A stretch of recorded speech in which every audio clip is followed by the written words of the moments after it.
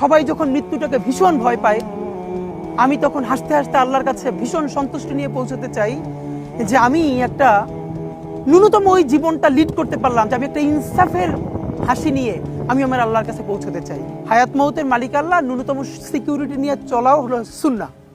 কিন্তু আমাদের লড়াইটা হলো, আমার মা স্বাভাবিকভাবেই কান্নাকাটি করেন, আমার পরিবার সবাই। তো আমি আমার মাকে বলেছি যে দেখো, মানে আমরা যে লড়াই নেমেছি, আমার একটা মনে হয় কি কোনো রাজনীতিবিদের না বাসায় মৃত্যুটা হইতে পারে না, এটা কোনো ভালো মৃত্যু না।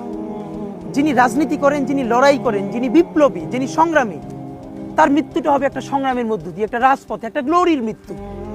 আমি তো ভীষণভাবে প্রত্যাশা করি, আমি ছোটবেলা থেকে এই স্বপ্নটা দেখি, অনেক জায়গায় বলেছি যে একটা তুমুল মিছিল হচ্ছে অন্যায়ের বিরুদ্ধে, সেই মিছিলের সামনে আমি আছি, কোনো একটা বুলেট এসে আমার বুকটা হয়তো বিদ্ধ করে দিয়েছে, এবং সেই মিছিলে আমি হাসতে হাসতে আমি শহীদ হয়ে গেছি। এবং সবাই যখন মৃত্যুটাকে ভীষণ ভয় পায়, আমি তখন হাসতে হাসতে আল্লাহর কাছে ভীষণ সন্তুষ্টি নিয়ে পৌঁছতে চাই যে আমি একটা ন্যূনতম ওই জীবনটা লিড করতে পারলাম, যে আমি একটা ইনসাফের হাসি নিয়ে আমি আমার আল্লাহর কাছে পৌঁছতে চাই।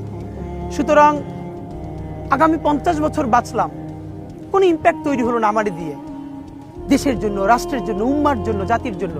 কিন্তু আমি ধরেন 5 বছর বাঁচলাম, সেটার মধ্য দিয়ে যদি আগামী 50 বছরের ইম্প্যাক্ট তৈরি হয়, তাহলে অনেকদিন বেঁচে থাকায় কি সাফল্যের বলেন?